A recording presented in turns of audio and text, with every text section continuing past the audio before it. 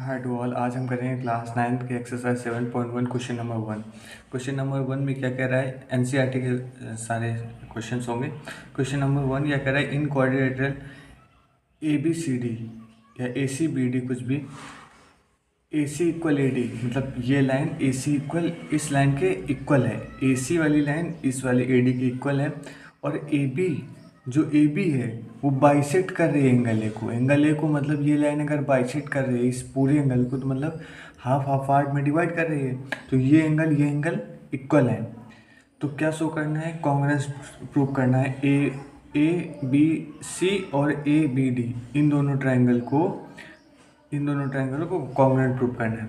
तो और आगे बोला गया है what can you say about B C and B D, B C and B D के बारे में क्या कह सकते हो, तो इसके बाद ही पता चलेगा क्या कह सकते हैं। ठीक है, कॉन्ग्रुएंसी प्रूव करने के लिए 3 क्राइटेरिया, मतलब कि 3 चीज़ें हमें ज़रूरी होती हैं प्रूव करने के लिए। 3 चीज़ें ज़रूरी होती हैं, तो यहाँ पे प्रूफ डालेंगे। अब यहाँ पे जो प्रूव करना है वही डाल देंगे। In triangle A B C and triangle A B D, A B D और ए बी सी ट्रायंगल में क्या है, ए बी डी और ए बी सी ट्रायंगल में देखिए ए सी और ए डी दिया हुआ है, तो ए सी किस में आ रही है, ए बी सी ट्रायंगल में ए सी आ रही, ए बी सी ट्रायंगल में ए सी आ रही। ठीक है, तो इस ए बी सी वाले में ए बी सी की साइड लेंगे, और ए बी डी वाले में ए बी डी के जो भी होंगे वो लेंगे। और इसमें क्या इक्वल आ रहा था, A D, A C A D के इक्वल है, तो ये ए डी, तो ये ए डी, ये हमें गिवन था, क्वेश्चन में गिवन था। ठीक है, 3 चाहिए होते हैं। अब एंगल ये वाला है बराबर आता है, क्योंकि ये बाइसेक्ट कर रही थी। बाइसेक्ट का मतलब आधे आधे पार्ट्स में डिवाइड कर देना, तो इसको और इसको आधे आधे पार्ट में डिवाइड कर दिया पूरे वाले को, तो ये एंगल बराबर। तो ये एंगल किस ट्रायंगल में आ रहा है, ए बी सी वाले में आ रहा है, और ये एंगल ए बी डी वाले में है, तो angle C A B equal angle D A B. Reason क्या लिखेंगे, रीजन लिखेंगे एंगल इक्वल एंगल, या फिर गिवन भी लिख सकते हो आप इस जगह।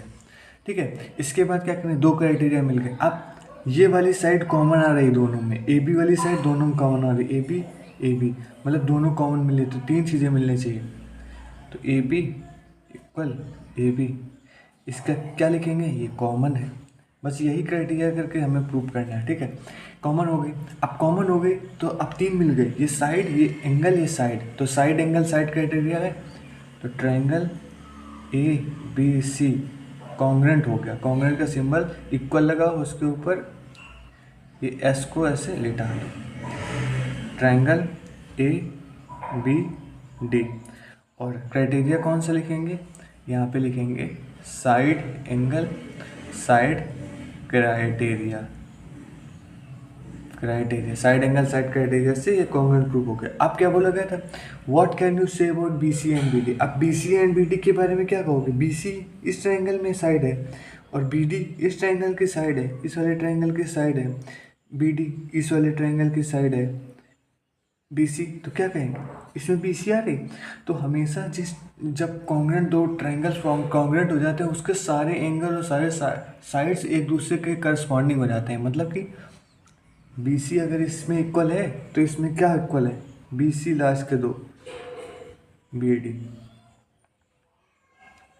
और रीज़न ये क्यों होंगे, ये होंगे सी पी सी टी से। सी पी सी टी से क्या मतलब, सी पी सी टी का मतलब करेस्पॉन्डिंग, फुल फॉर्म लिख रहे हैं, करेस्पॉन्डिंग पार्ट ऑफ कॉन्ग्रुएंस